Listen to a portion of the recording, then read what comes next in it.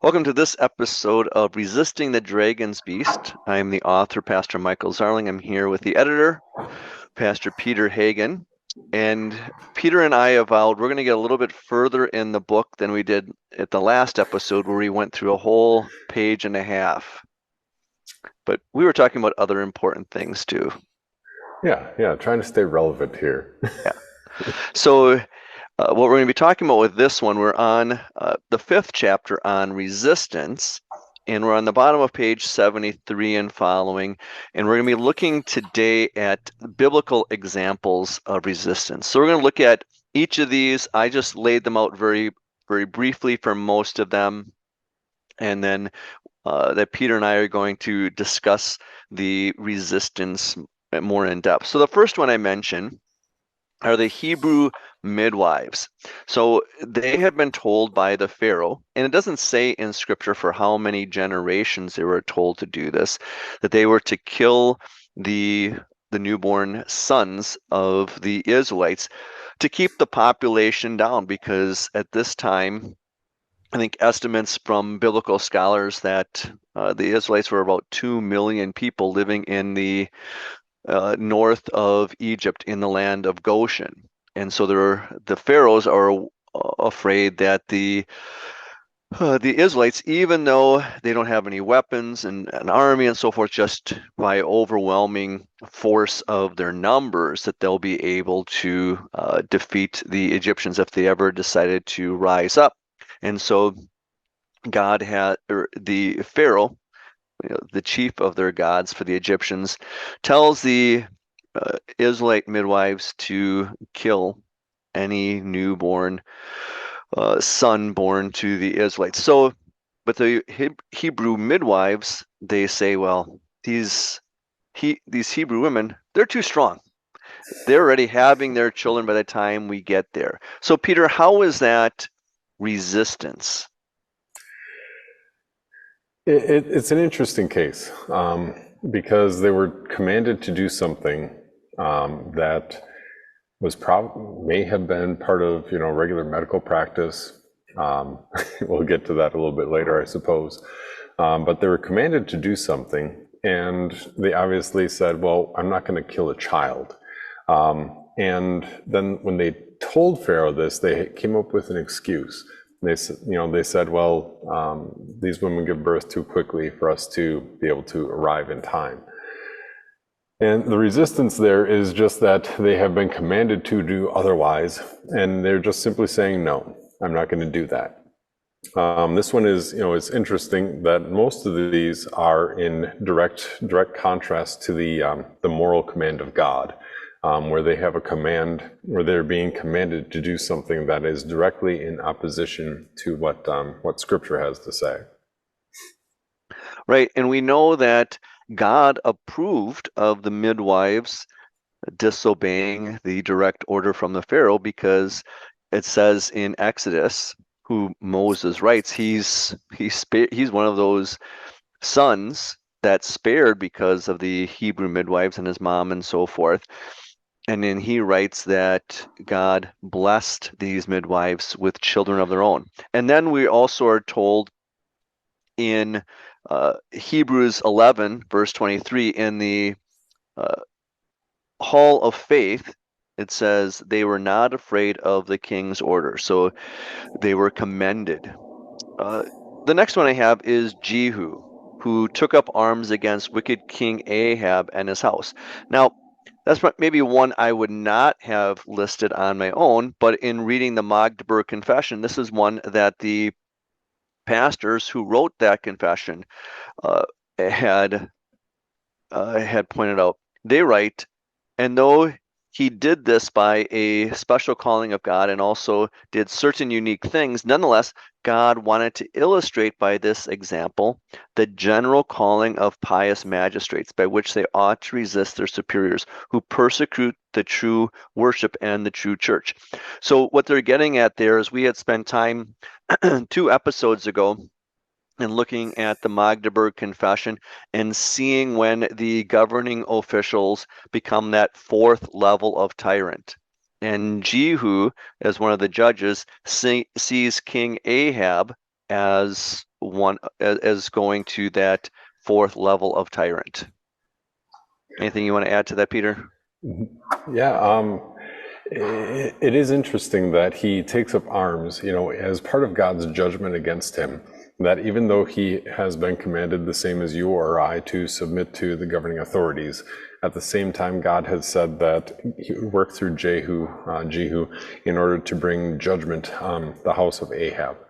And that he does that, and then the people in the Magdeburg Confession, at the time of the writing of the Magdeburg Confession, they say, hey, here's a good example of when things got too far, when the church was being persecuted too much, that God worked through this man in order to bring justice to his kingdom.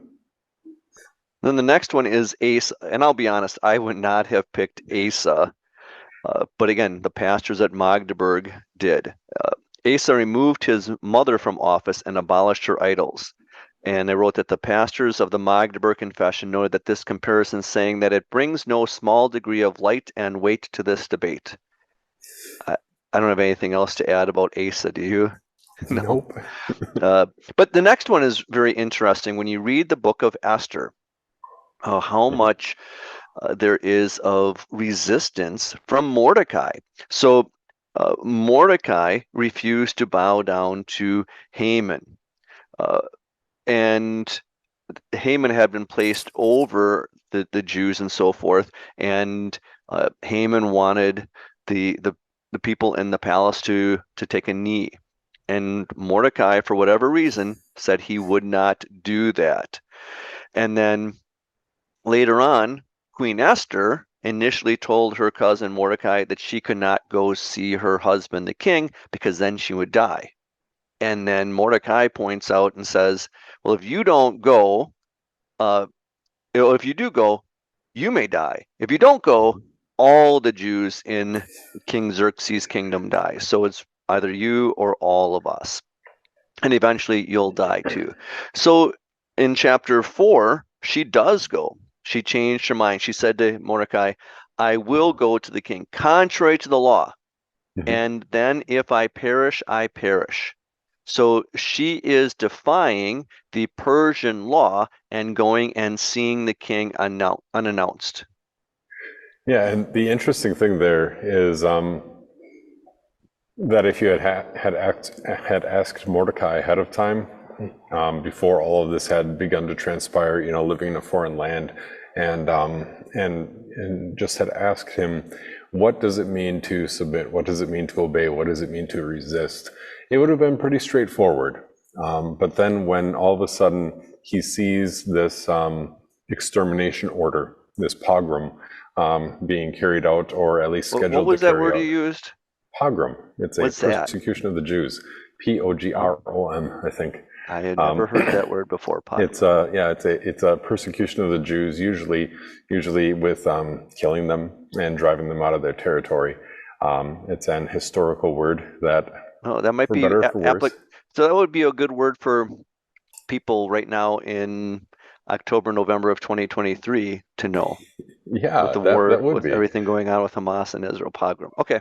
Because we're not just talking anti-Semitism there, which is in some understandings and interpretations of the First Amendment, actually most of them, anti-Semitism in and of itself is protected free speech.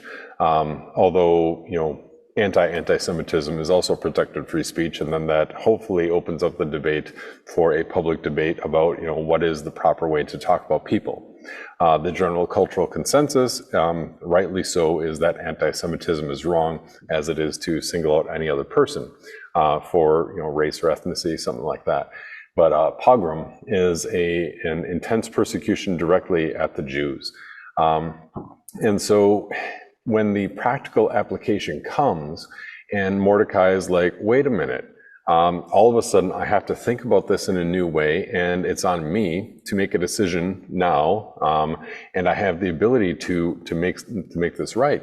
That is right in line with what Luther says in the Fifth Commandment, that we ought to preserve and protect our neighbor in his body, help and befriend him in every bodily need, and that if we have the means to help somebody and we neglect to do so, then we have in effect brought about his or her death. And so that really is this point of resistance, where he is resisting for a specific purpose, the higher purpose of love of neighbor, above the submission to the government, even when filling that higher law of love of neighbor might bring, personal strife to Esther's life, because she has to stand up and she might die for it. But it's the practical occurrence, the practical need that prompted him to say, this is what we should do now. And then after, a chapter or so of him talking with Esther, then Esther is finally like, yeah, I get it now. I've thought this through. I've had enough time to digest what you're saying, and that I'm not going to be exempt from this, and that I need to stand up now, so that we at least have some opportunity in this.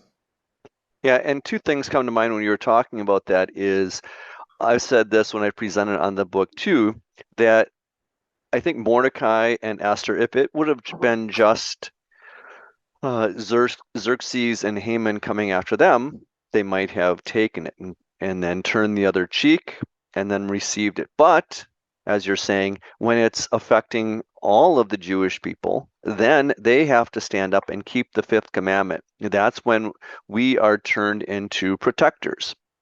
Then you don't turn the other cheek, or you don't expect those in your Jewish family, your own family, they have to turn the other cheek.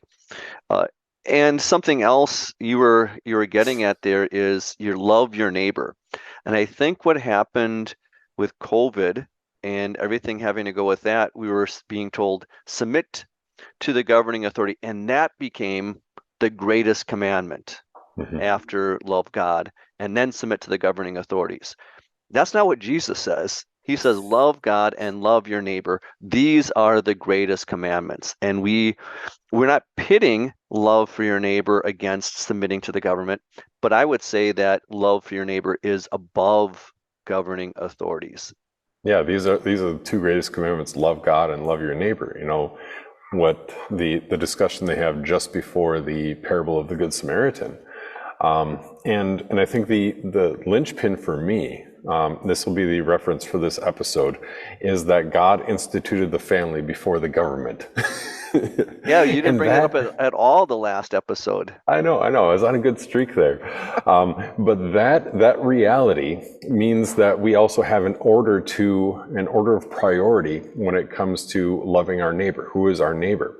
That my spouse is my neighbor. And that I am a neighbor to her in a way that nobody else is, that I've been entrusted with particular care for her.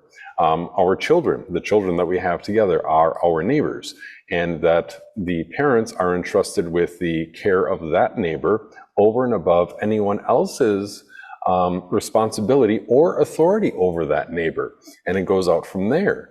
That if we fall into the idea that government is instituted by God, and therefore because government is this divinely instituted thing, that it exists of itself, and apart from the fourth commandment that applies first of all to our families, then we just think, hey, we've got my family, we've got the government, they're two separate things, and I need to serve God in both. No, there's an order here.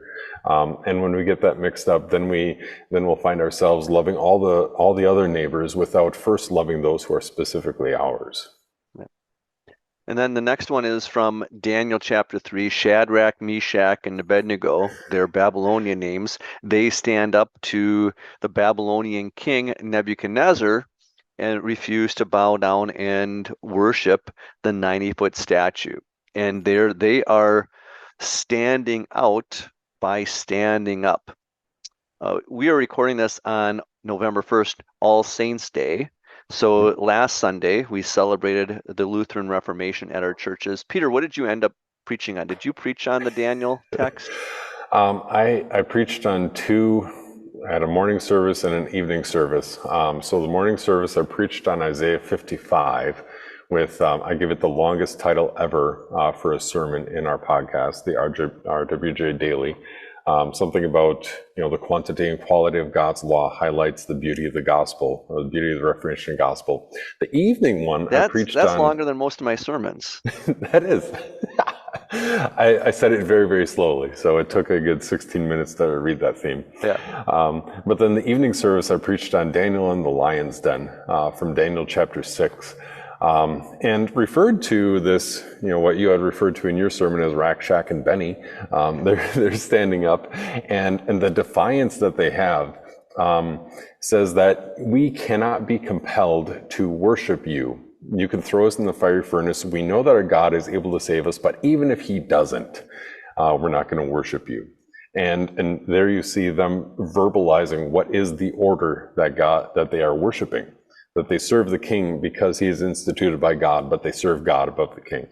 And for Daniel in the lion's den, after Daniel's probably been in the government for 60 years, he's gone through like 3 regime changes, and Darius the Mede, aka Cyrus the Great, is like, well, I'm just going to throw you in here. And I would imagine Daniel saying the exact same thing when he's like 77, pushing 80 years old.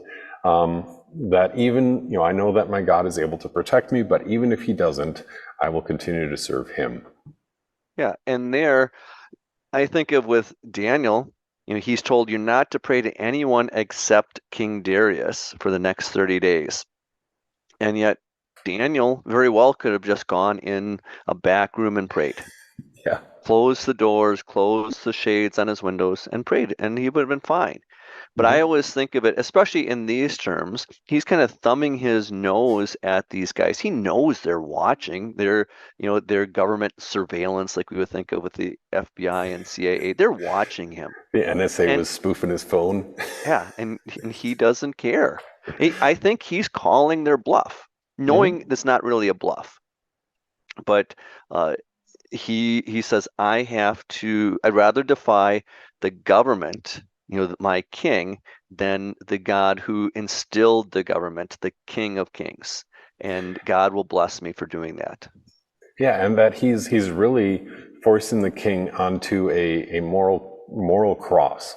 Am I going to uphold my law that is an unjust law, or am I going to realize that there's a higher morality here, that I can't just throw somebody to the lions because they're praying to somebody else? And I think for me, where this comes into play, that same idea that Daniel could have hidden himself away in the closet, that we, New Testament Christians living in the United States of America, we have a double sense of freedom. That I've got all the freedoms that are reserved to the individual in the US Constitution, and I've got all this freedom as a Christian. And so, Daniel, if this were happening in modern day America, it would be like #Christian freedom. I'm not going to pray out loud for the next 30 days. I'm just going to pray in my head for the next 30 days. I'm going to go in the closet for the next 30 days. I'll get ahead on all of my work for the next 30 days so that when this month is over, then I can spend extra time praying. And isn't that a good thing? But rather than standing on his freedom, Daniel chooses to toe the line on what his practice is, and that is his confession of faith. And I think this is a major element when we talk about resistance, is that we set those two up against each other, that either I will exercise my freedom or I will exercise my confession. And really, they're supposed to be synchronized. And the freedom takes a back seat when it's time for a confession. Yeah, 2 things come to mind there is, I talked about this last time with live not by lies, and I'm getting closer to the end of it. And what I was listening to today was the Rod Dreher, the author of the book, is interviewing people, priests and so forth, that were in communist Russia, and they kept everything going with their underground churches. There was one guy that he referenced that he had been in the Gulag for maybe like 8 years or so. And then he got out and he was warned, do not preach about the government in any way. And he went and he preached anyhow. But it was because of pastors like that, and then the wives and the children keeping the message of Christ going. And these pastors and priests that were thrown in prison, they don't have books. And anything that is smuggled in, like Bibles, they're memorizing these scriptures so they can share it with the other guys in the prison. Uh, and then, talking about Daniel praying publicly, I watched a news story the other day, and you're not going to watch these kind of news stories in the mainstream media. You got to find this elsewhere.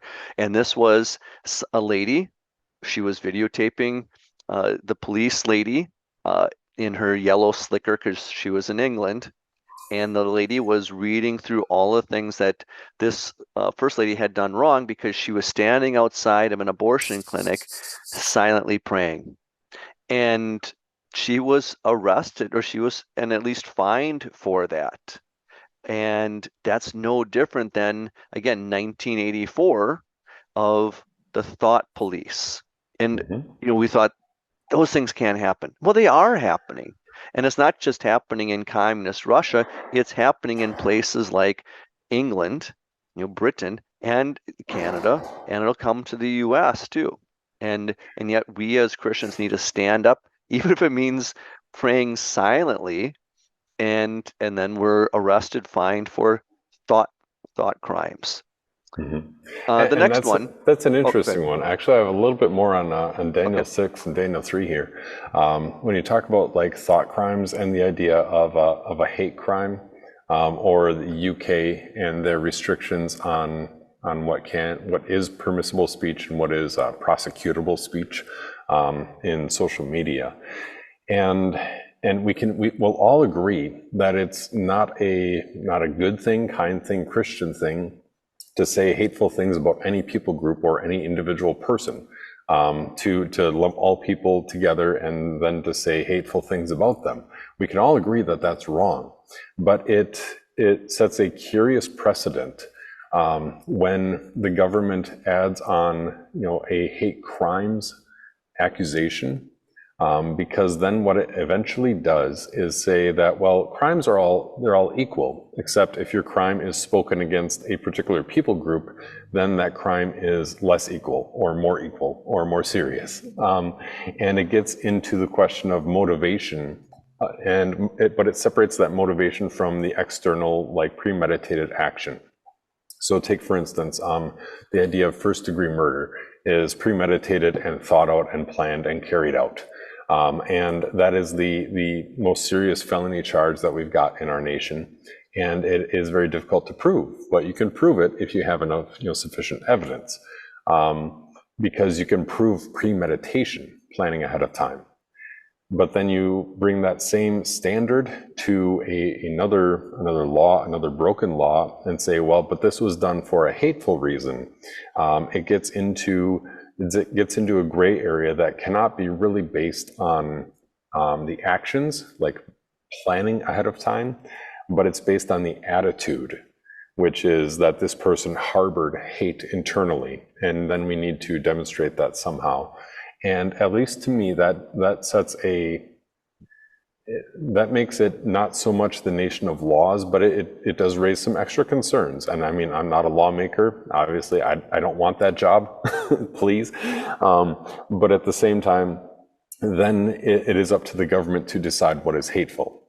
Is it hateful for me to say that the two of you should not be living together, or that the three of you should not be carrying on a relationship among the three of you?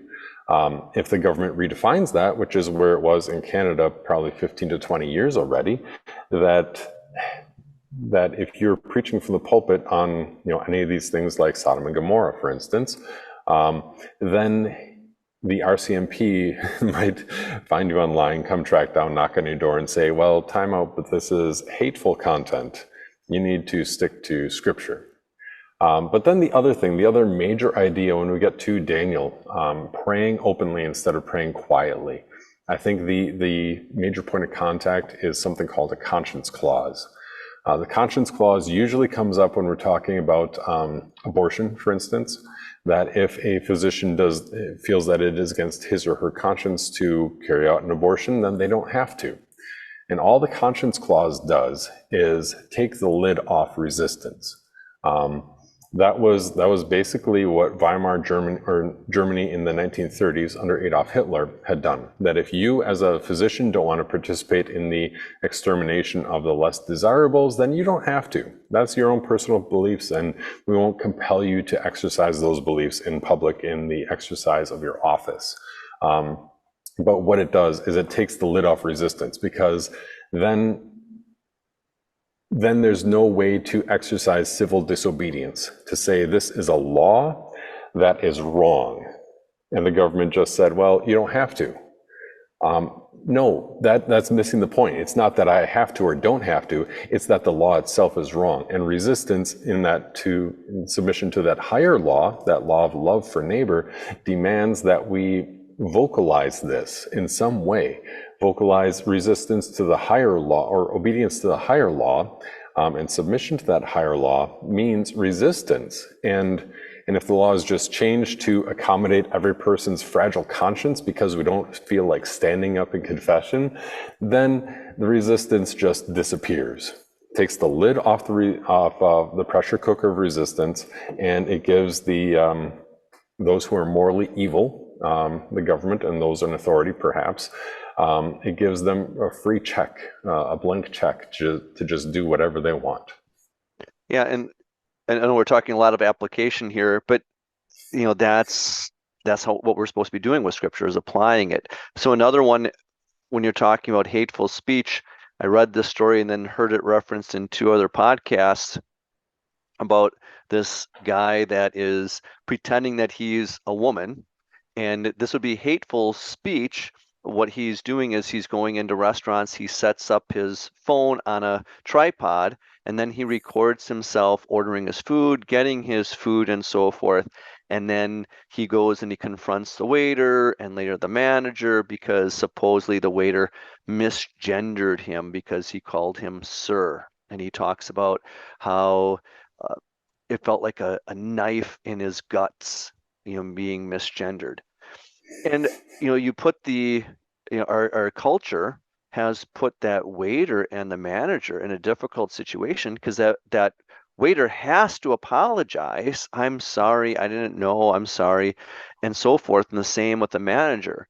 Well, for those of us that is not going to affect, we need to be able to stand up, and we might be labeled as hateful, but it's loving to resist this guy and everyone else, and just make sure we tell them, hey, I can see your Adam's apple. You've got male pattern baldness. You're a dude, and tell him that, and say, I am not participating in your lie.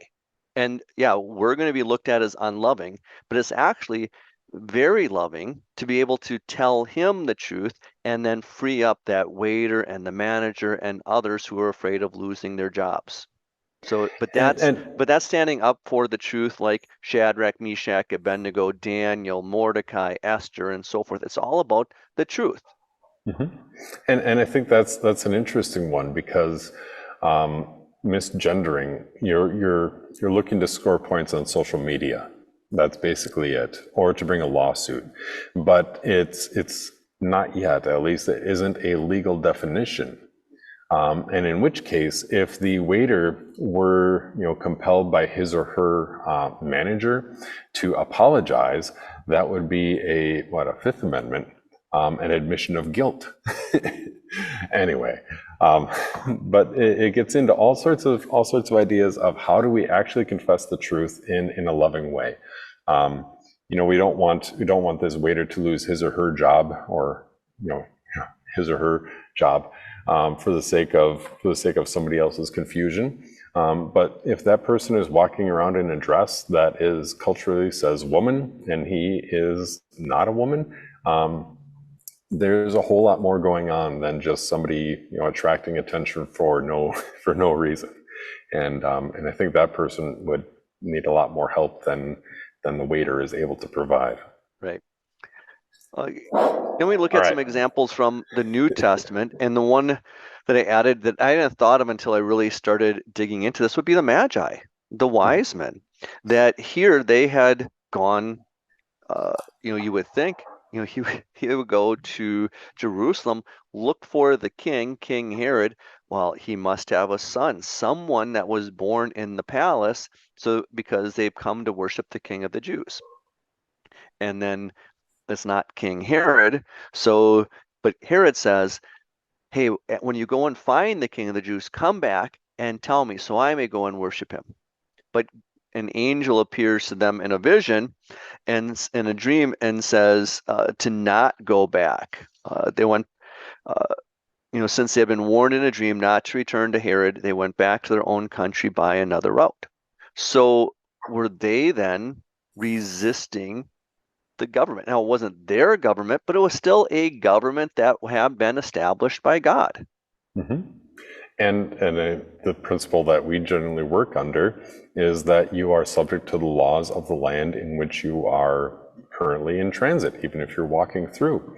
And to that degree, the King Herod did have jurisdiction over them, even though they were foreigners just there on a temporary tourist visa.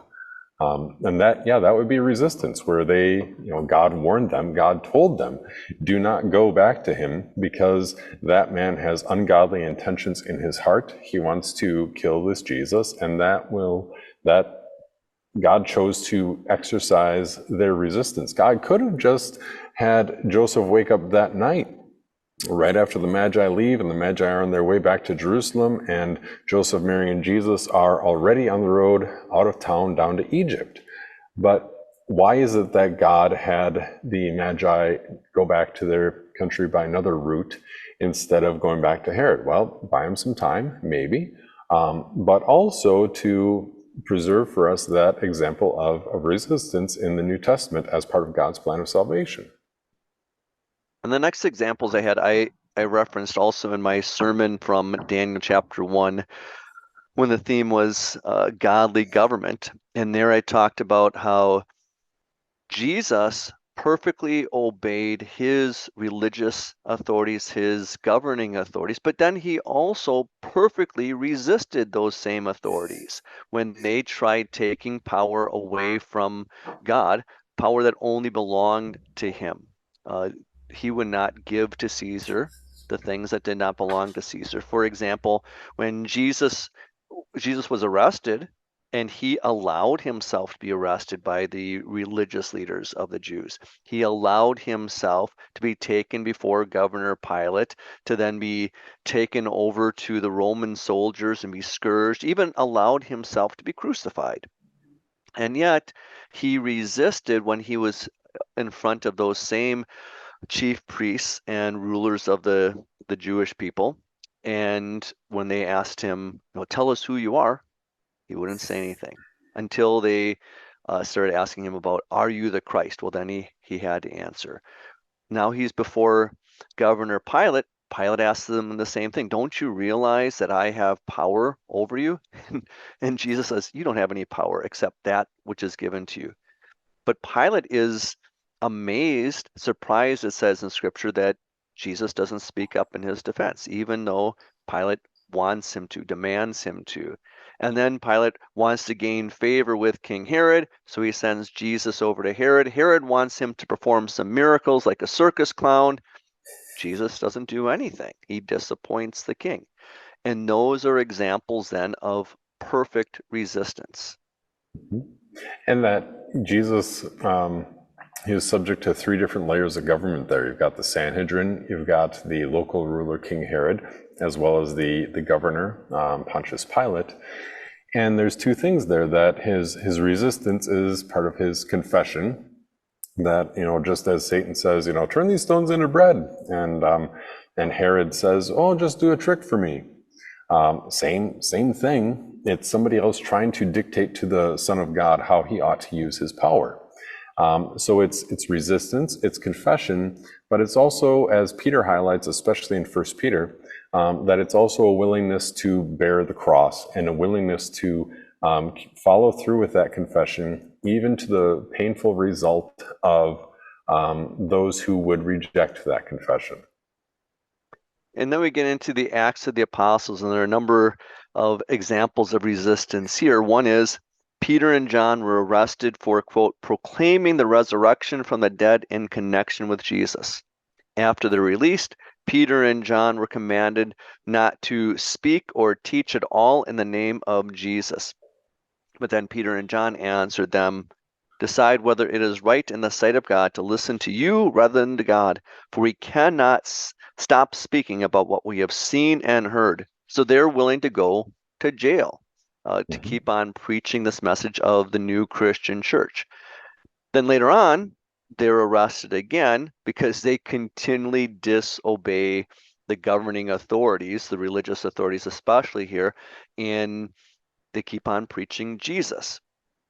And then Do you they're think that accused. this one would qualify as like straightforward rebellion against the authorities, where they have been commanded not to preach? And it wasn't even just, well, keep it to yourselves in your own private gathering, but they said, don't preach. And the disciples are like, well, we have to preach, and so we are going to preach. Yeah, I don't know. I guess the way you and I defined the rebellion before was it was active rebellion. We talked about, you brought it up, it was more, resistance is passive. And I think of rebellion and revolt as taking up arms, I guess. That's the way I define it in my head, is you're trying to overthrow the governing authorities. They're just actively, that is an active resistance, and they're just going out there to preach. And then they tell the religious authorities, we must obey God rather than men. So they're putting God's first table of the law, love for God, above the second table of the law of obeying governing authorities. So anything that you want to bring up with that? No? Okay.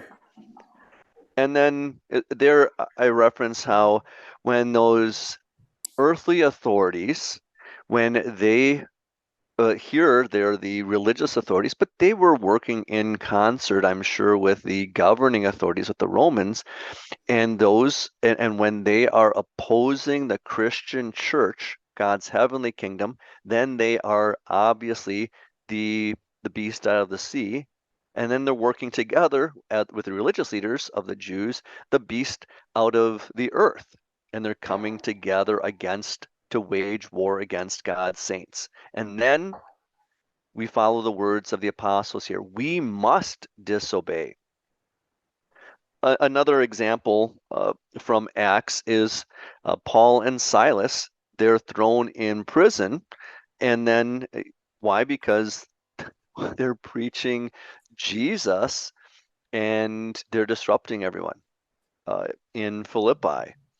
And then later on, when Paul was in custody, Governor Festus wanted to transfer Paul to Jerusalem for trial. But Paul gets word that his enemies among the Jews, they're laying in wait to capture Paul, kill him, probably stone him to death if are on the road to Jerusalem. And so Paul says, I'm not going to Jerusalem, Festus. Take me to Caesar. And there would be an example of resistance in that Festus wants him to go to Jerusalem. He says, no, I'm going to use here it would not be a lower magistrate. He appeals to the higher magistrate of Caesar, but he is resisting Festus. Yeah, and that there is a time and a place to know your civics well enough to be able to appeal to them and use the rights that are yours as a citizen in order to to support your confession, or even in this case where Paul knows that if he goes to Jerusalem, he's not going to come out of there alive. That there is just the basic moral understanding of law. And applying that even in the secular world, that the Christian isn't all of a sudden leaving those things untouched, but that because the government has been instituted by God, that those tools are also available for the Christian to use when and where they find need of them. Yeah. And then I included Naboth. And the reason I included Naboth with his vineyard is that, again, we're often told, well, you have to submit to the governing authorities, which when people quote it that way, they're often saying you have to obey. Just do what they tell you, unless they tell you to sin against God. And then I bring up Naboth. Naboth was not, uh, King Ahab was not sinning in any way, asking Naboth for his vineyard. He even wants to give him a different vineyard, pay him more than the price for his acres, to give him a better vineyard. He just wanted the one that's close by to the palace. And Naboth says, no. And there was nothing sinful from Ahab's viewpoint, nothing that, Naboth just doesn't want to do it. He does not submit. And sometimes resistance is just saying no. And then we talked before about Daniel. That was my sermon, that he, on godly government, that he refuses to eat the food that was on the king's table and rather eat vegetables. And then I think another one with Jesus is with the first miracle, when he's at the wedding at Cana and his mom comes to him and says, uh, you know, can you do something for this couple? And then Jesus says, woman, what does this have to do with you and me? My time has not yet come. Those are kind of cryptic words. But what Jesus is saying is, Mom, I respect you. I'm going to listen to you according to the fourth commandment because you're my earthly parent. But you're trying to direct me to do something where my time has not yet come to demonstrate that I am the Messiah. And I will respect you as far as your role as my earthly mom. But when it comes to my role as the Christ, as the Messiah, then I have to disobey you respectfully because you don't have any authority over me where God's kingdom comes. So anything on that one, Peter? Yeah, and I think that one is an interesting one, because even there, when we're talking about the priority of submission, that we see Jesus resisting Pilate, Herod, and the Sanhedrin, but he also even resists his mother when he is a grown man, obviously, but he also has a higher purpose and a higher calling, and so there is a place where Jesus is completely subservient and completely obeying the fourth commandment, even when he says no to his mother, because his mother was in effect telling him to do something that was ungodly.